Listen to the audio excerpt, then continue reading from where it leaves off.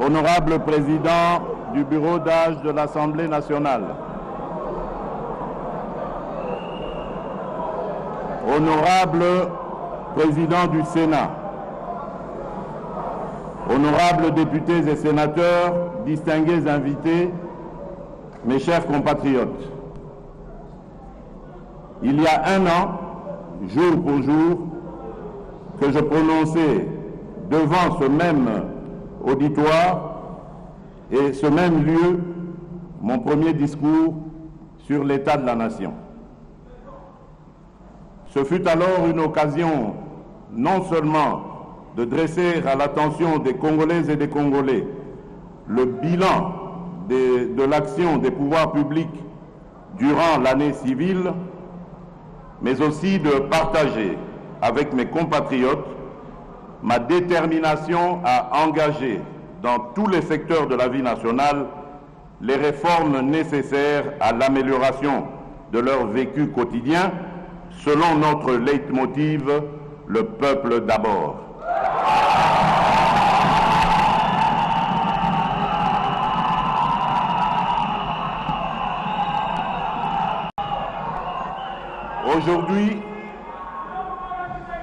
Aujourd'hui, par la grâce de Dieu Tout-Puissant, j'ai à nouveau le privilège de présenter devant votre auguste Assemblée le deuxième discours de mon quinquennat sur l'état de la nation. Il s'agit de situer à l'intention du peuple congolais les moments clés qui ont ponctué la vie de la nation tout au long de l'année qui s'achève. Honorables députés et sénateurs, distingués invités, permettez-moi avant toute chose de m'incliner devant la mémoire des Congolaises et Congolais qui ont perdu leur vie au cours de cette année 2020 pour des raisons diverses, dues notamment à la crise sanitaire et à l'insécurité dans l'Est du pays. Pour cela, je vous demande de garder une minute de silence.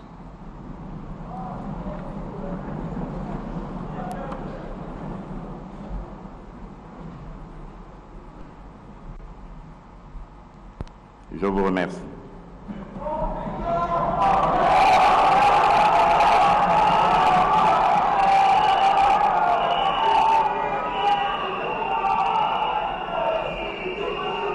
Je ne peux passer sous silence le profond respect que j'ai pour le peuple congolais, pour son endurance et sa résilience face à des situations de crise multiformes qu'il a parfois subies en tant que victime de l'injustice sociale et du déficit de gouvernance. Honorables députés et sénateurs, distingués invités, le 13 décembre 2019, dans cette même salle, j'avais annoncé que l'an 2020 serait l'année de l'action, durant laquelle tout devait être mis en œuvre pour rendre irréversible notre lancée vers le progrès et l'émergence. Ma détermination était renforcée par l'expérience réussie de l'alternance pacifique au sommet de l'État, événement majeur qui tranchait avec le passé tumultueux de notre pays depuis son indépendance. Dans cette optique, j'avais pris devant notre peuple l'engagement d'opérer les réformes courageuses et ambitieuses qu'impose la reconstruction de notre pays. Mais je savais que le seul vouloir n'allait pas suffire, qu'il fallait établir un cadre politique et institutionnel qui soit propice à leur mise en œuvre. Et que, dans le même élan, j'ai formulé le vœu qu'ensemble, dans le cadre de notre coalition, mon prédécesseur et moi-même allions relever les défis qui s'imposaient à nous tous en tant que citoyens de ce beau pays. En effet, telle qu'elle était pensée après les élections de 2018, la coalition FCC-CACH avait pour vocation non seulement de garantir une alternance pacifique et éviter à notre pays des conflits majeurs, mais aussi à servir de catalyseur pour que l'action du gouvernement puisse mieux rencontrer les attentes de la population. Malheureusement, la réalité des faits est que, malgré les efforts que j'ai déployés, les sacrifices que j'ai consentis et les humiliations que j'ai tolérées,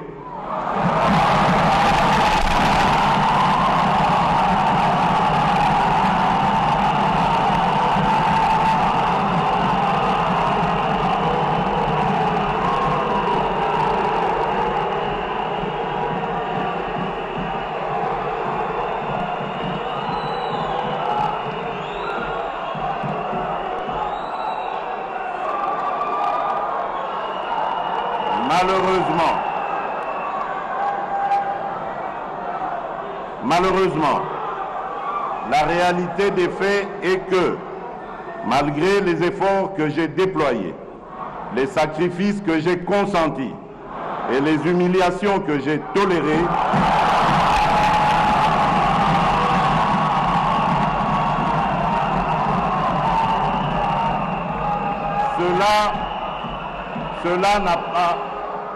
cela n'a pas suffi à faire fonctionner harmonieusement cette coalition.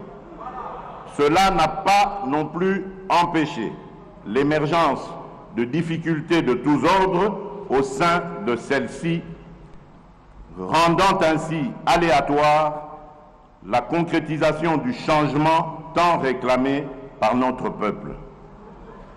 Face à cette situation qui menaçait à la longue le fonctionnement normal de nos institutions dont je suis le garant, il me fallait absolument réagir, mieux agir.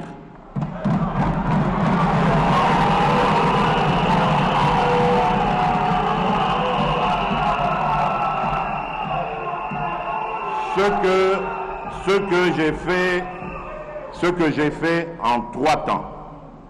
Tout d'abord en lançant le 23 octobre 2020 un appel à tous mes compatriotes, toutes tendances confondues,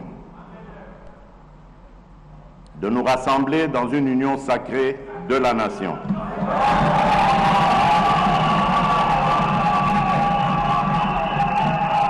Autour de principes, de valeurs et d'actions dédiées au service de la population.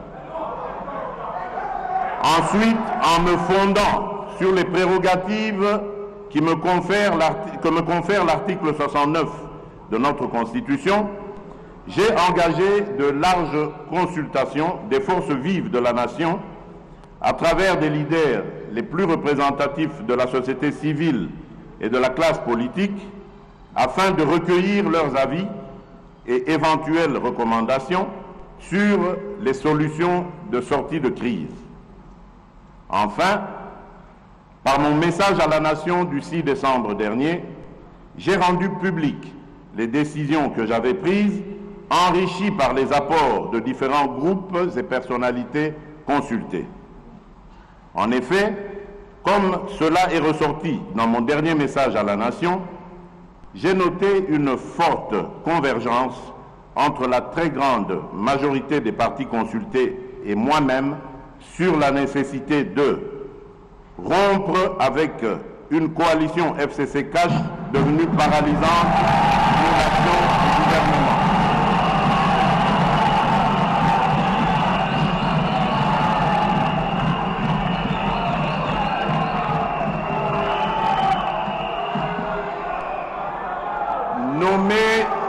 Nommer un informateur aux fins d'identifier une coalition conformément à l'alinéa 2 de l'article 78 de la Constitution.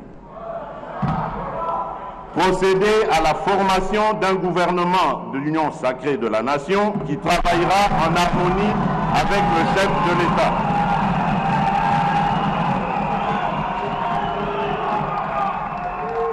Mettre en œuvre les réformes issues des consultations, dont la plupart sont les mêmes que celles voulues par le président de la République et contenues dans le programme du gouvernement. C'est le lieu ici de rendre un vibrant hommage et mérité à vous, honorables députés et sénateurs, de toute tendance politique, qui avez participé activement à ces consultations où vous vous êtes appropriés des résultats et décisions qui en ont découlé en vous inscrivant dans la dynamique de travailler avant toute chose, dans l'intérêt du peuple dont vous êtes les représentants. Comme je n'ai cessé de vous le rappeler, vous avez un rôle à jouer pour aider à corriger les excès du passé, à implémenter un nouveau code, un nouveau mode de gouvernance et à veiller à ce que nous ayons un Congo pacifié, plus efficace, plus démocratique et surtout plus solidaire. C'est pourquoi la mission du nouveau bureau sera de se pencher sur la revalorisation de la mission parlementaire, tout en veillant bien sûr à un meilleur traitement des députés.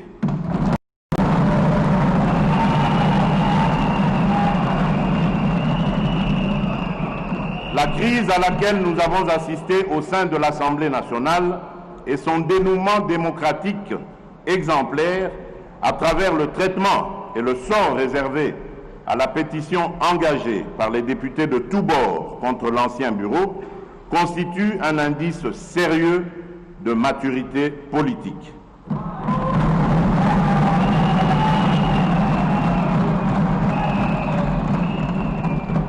Ce fait tend à démentir une certaine doxa populaire qui soutient encore que le sort de notre pays ne peut s'inscrire que dans le sang, la violence, les rébellions, les assassinats et autres coups d'État. Le moment est donc venu de comprendre qu'il n'y a d'alternative à la construction démocratique que dans la paix et la concorde nationale, aussi laborieuse soit-elle. Que l'on soit de la majorité ou de l'opposition, chacun doit jouer sa partition dans l'amour du pays et de son peuple et dans le respect des institutions. Le processus de maturation de notre démocratie est irréversible. Il doit se refléter dans les prochaines échéances de remplacement de nouveaux membres du bureau. Dans le même ordre d'idées, pour témoigner la reconnaissance de la patrie envers ses filles et ses fils qui auront agi dans l'intérêt du peuple, j'annonce qu'en juin 2021, en marge de la célébration du 61e anniversaire de notre indépendance, la patrie témoignera sa reconnaissance envers le Premier ministre Patrice Emery Lumumba, un des héros nationaux dont on aura procédé au rapatriement des reliques et à qui on donnera enfin une sépulture digne de son sacrifice pour la patrie.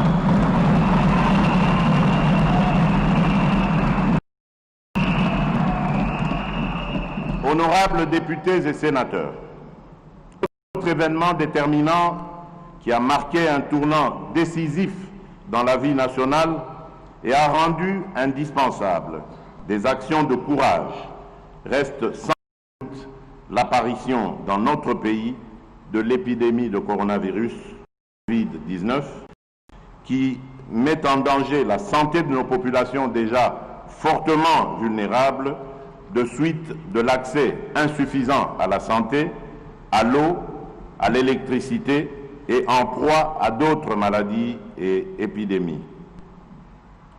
En effet, l'année qui s'achève a été profondément affectée par la crise sanitaire et socio-économique provoquée par la pandémie de la Covid-19, ainsi que d'autres épidémies dont la maladie à virus Ebola, qui ont occasionné de lourdes pertes en vies humaines à travers le pays.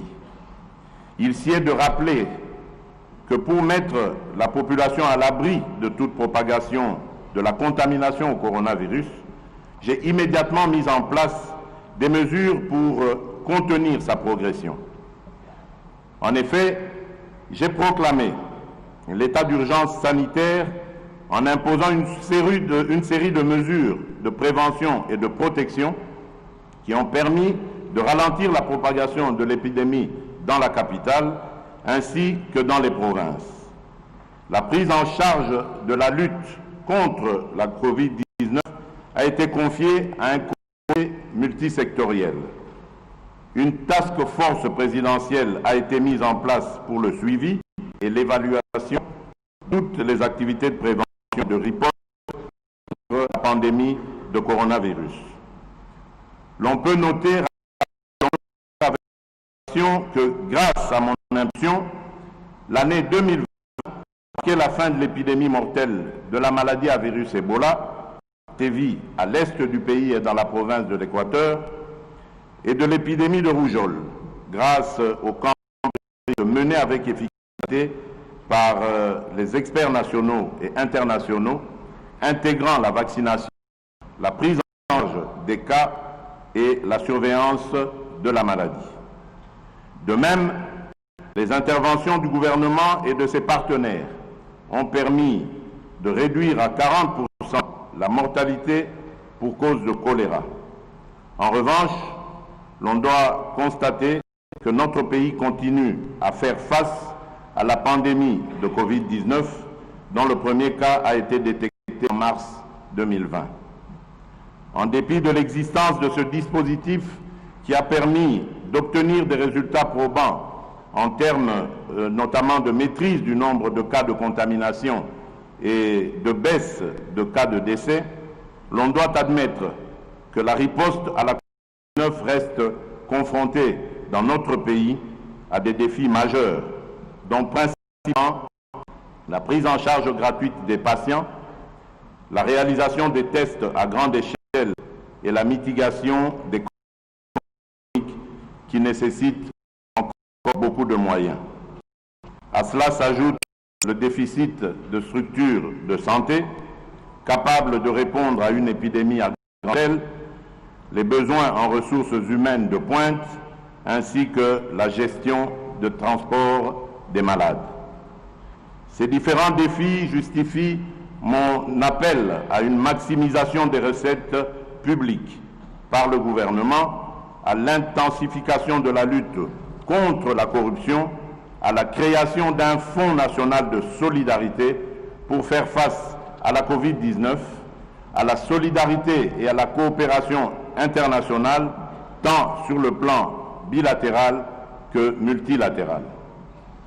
Entre-temps, j'appelle les Congolaises et les Congolais à la vigilance tous azimuts face à la remontée des cas de Covid-19 qui se confirme maintenant comme une deuxième vague, principalement dans la ville de Kinshasa. Cette deuxième vague est essentiellement due à l'importation des cas venant des pays étrangers, mais aussi au relâchement des mesures de prévention. Il nous sera difficile de maîtriser cette nouvelle vague si la population n'obéit pas à ces barrières. C'est pourquoi j'invite notre population à respecter toutes les mesures édictées à cet effet par les autorités sanitaires, notamment le port obligatoire de masques. Honorables députés et sénateurs, distingués invités, au cours de cette année 2020, la vie nationale est aussi restée dominée par le défi sécuritaire. En effet, la situation demeure toujours préoccupante dans l'Est et dans le Nord-Est de notre pays. Diverses actions ont été menées et continuent à être menées pour y faire face. Des programmes publics et privés de sensibilisation de la population sont implémentés sur le terrain.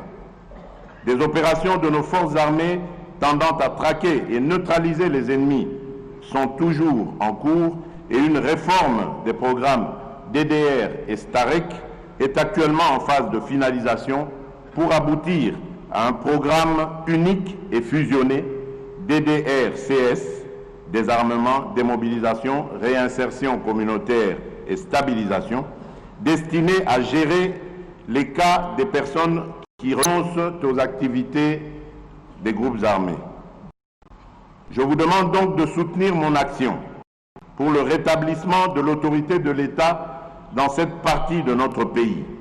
Les FARDC, dont j'assume le commandement suprême, vont prendre de plus en plus d'ampleur, de plus en plus de force, et elles seront capables de défendre notre pays et tout le territoire national.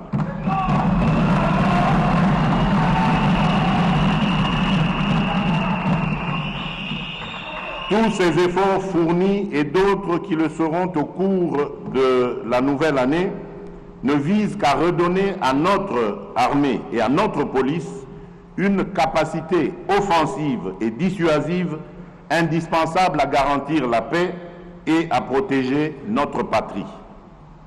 Dans cet effort, nous bénéficions du concours de la MONUSCO, de la FIB, la Brigade rapide d'intervention, et de nos partenaires bi- et multilatéraux à qui j'adresse tous mes remerciements pour le soutien financier, logistique, technique et opérationnel.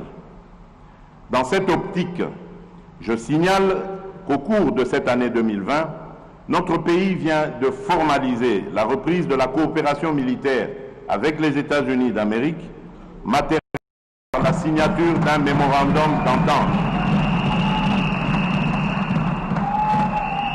Dans le même ordre d'idées, j'annonce la création d'une école de guerre en République démocratique du Congo l'année prochaine.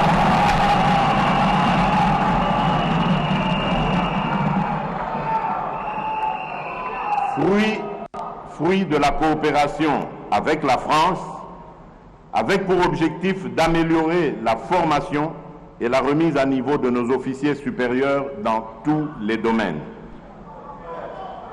De même, je signale que les travaux de construction de l'Académie de police et du ministère de la Défense sur financement de l'Union européenne vont commencer au début de la nouvelle année 2021.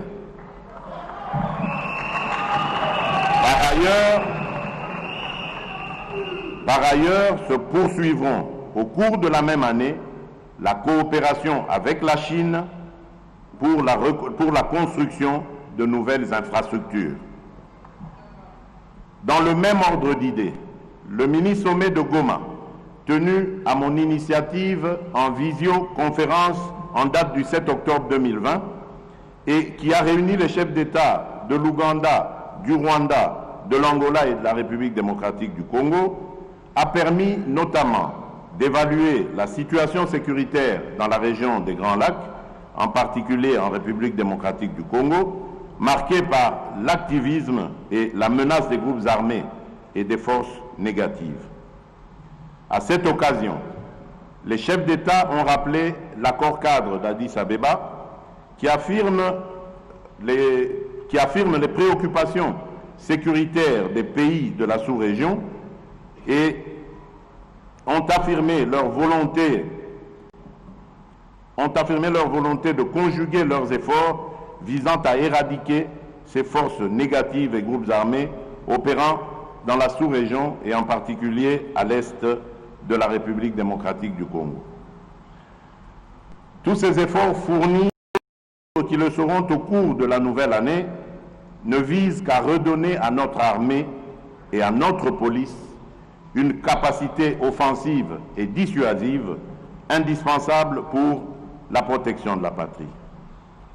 Honorables députés et sénateurs, distingués invités, je ne peux passer sous silence un autre défi qui a marqué mon action au cours de cette année 2020, à savoir l'éducation. Point n'est besoin de rappeler que l'éducation constitue un des facteurs qui élève le niveau d'une nation. En application de l'article 43 de la Constitution, j'ai décidé de la mise en œuvre effective de la gratuité de l'enseignement à l'ensemble du niveau primaire et sur toute l'étendue du territoire national dès la rentrée scolaire 2019-2020. Cette importante décision a permis à plus de 4 millions d'enfants d'intégrer ou de réintégrer le système éducatif en allant à l'école.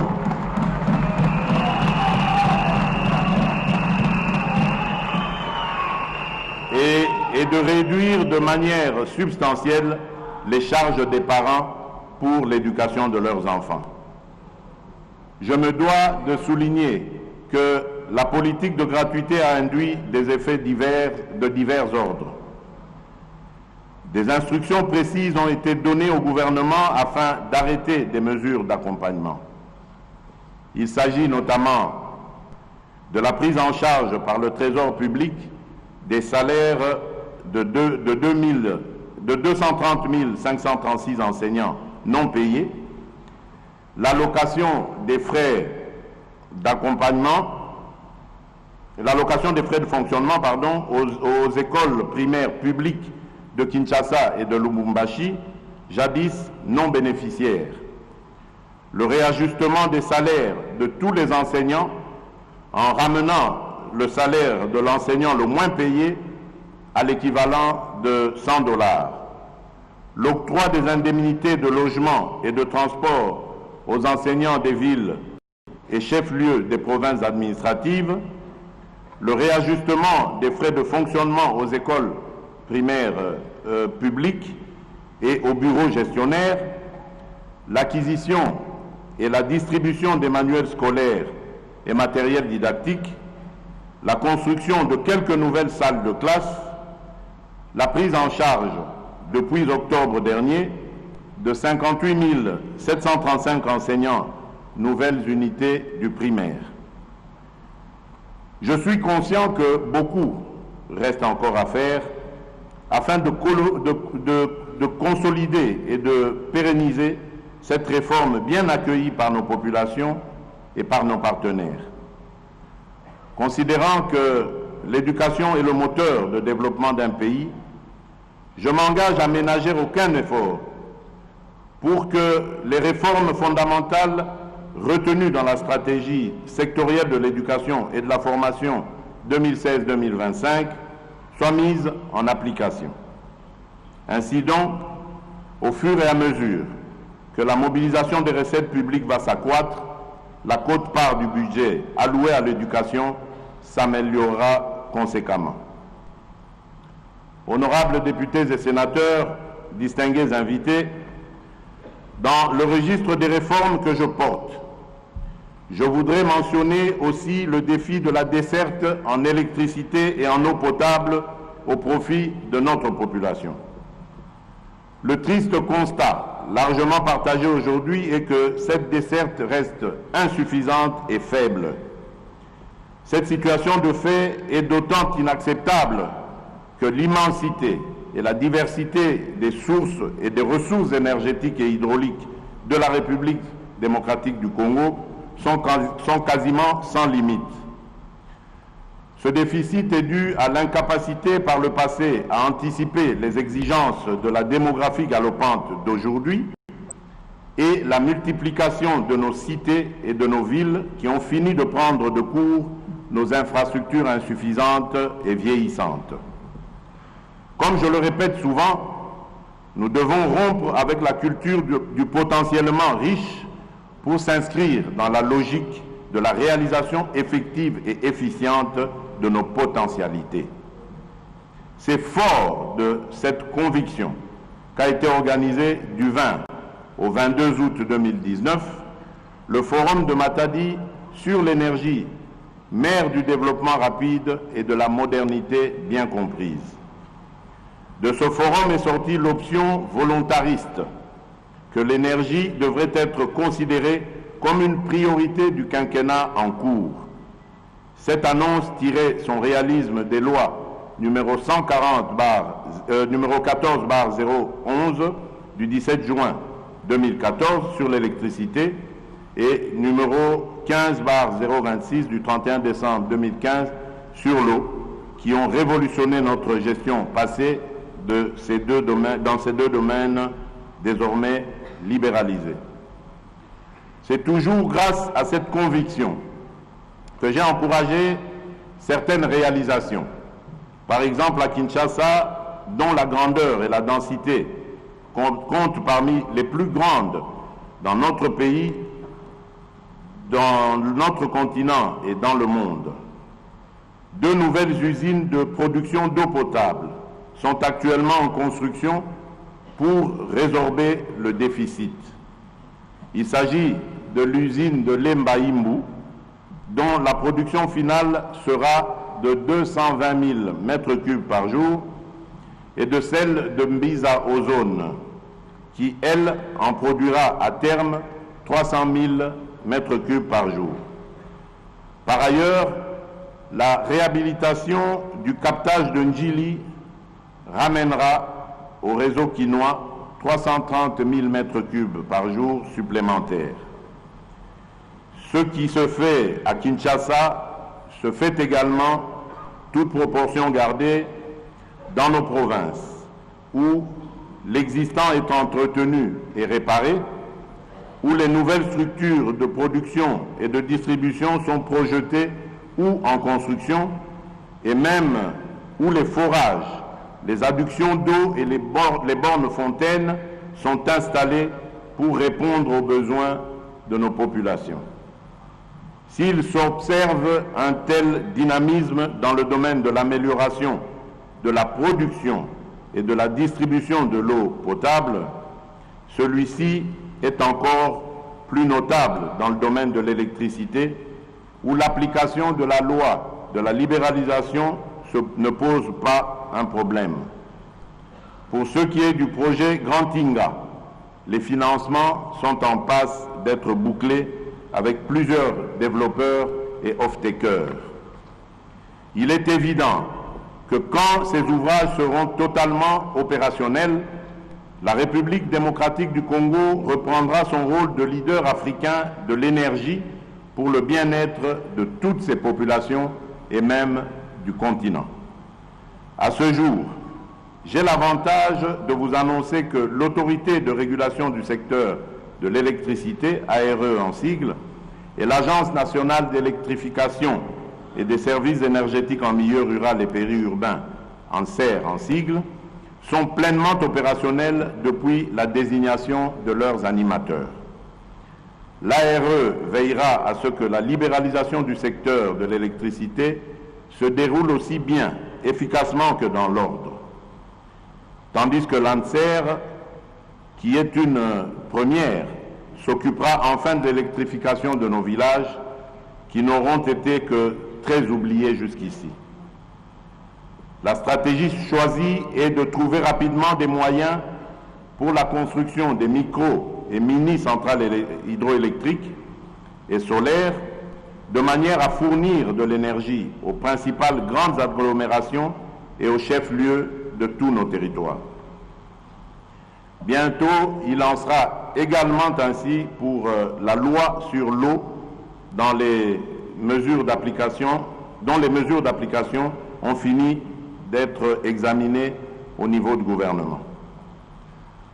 Honorables députés et sénateurs, distingués invités, l'un des points déterminants dans le parachèvement de la réforme des entreprises publiques est la mise en œuvre effective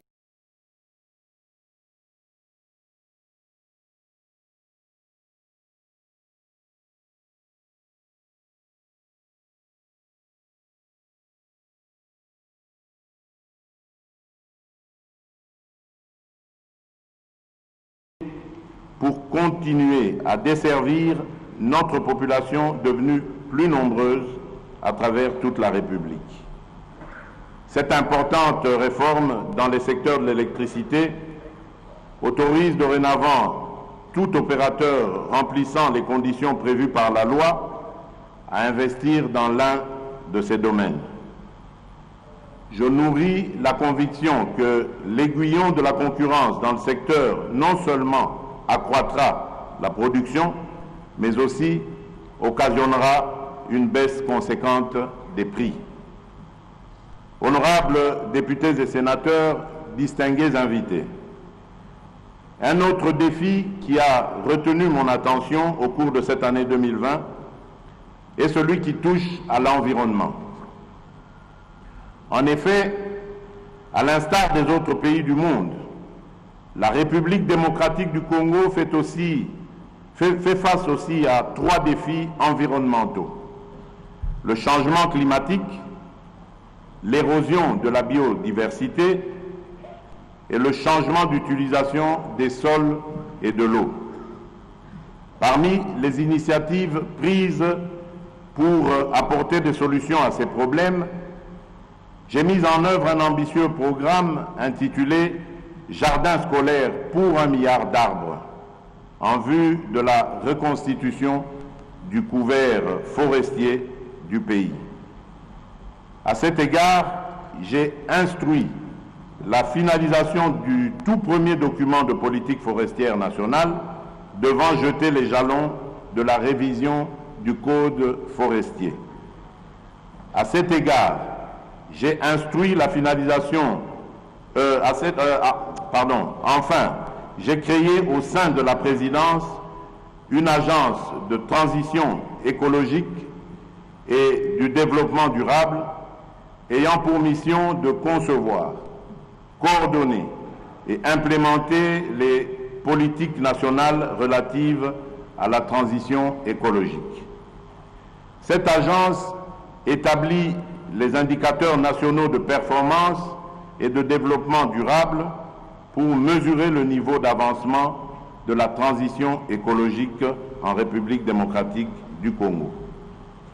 Honorables députés et sénateurs, distingués invités, un autre défi tout aussi important qui a fait l'objet de nos préoccupations au cours de cette année 2020 est celui de la diplomatie. En effet, sous notre leadership, la République démocratique du Congo est en train de reprendre progressivement sa place dans le concert des nations. Le 9 février de cette année 2020, en marge de l'ouverture des travaux de la 33e session de l'Assemblée générale de l'Union africaine, j'ai été élu vice-président pour 2020 et président de cette organisation régionale en 2021.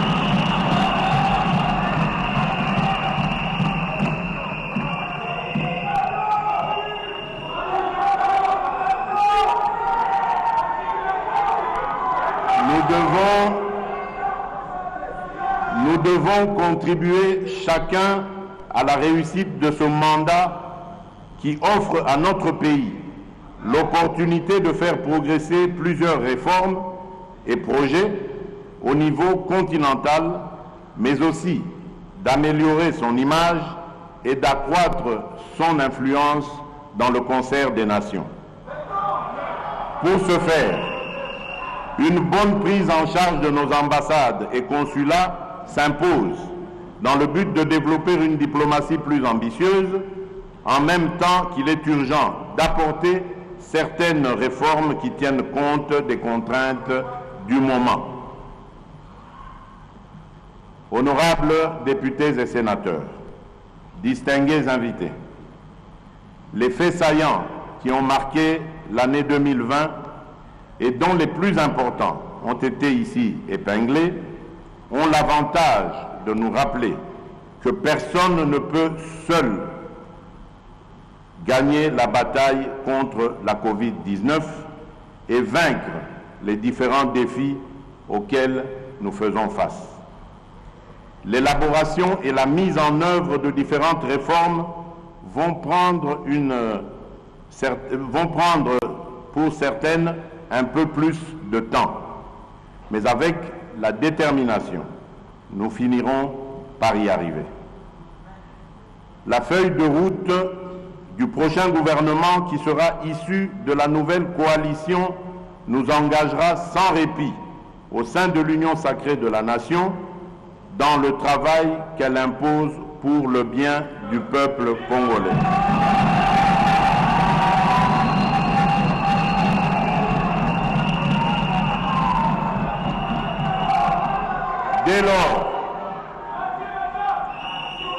Dès lors, travaillons tous ensemble, dans la concorde, sans exclusion aucune, pour mettre fin à cette pandémie, pour mettre en place des systèmes de santé résilients, à même de protéger nos peuples à l'avenir et pour bâtir notre pays.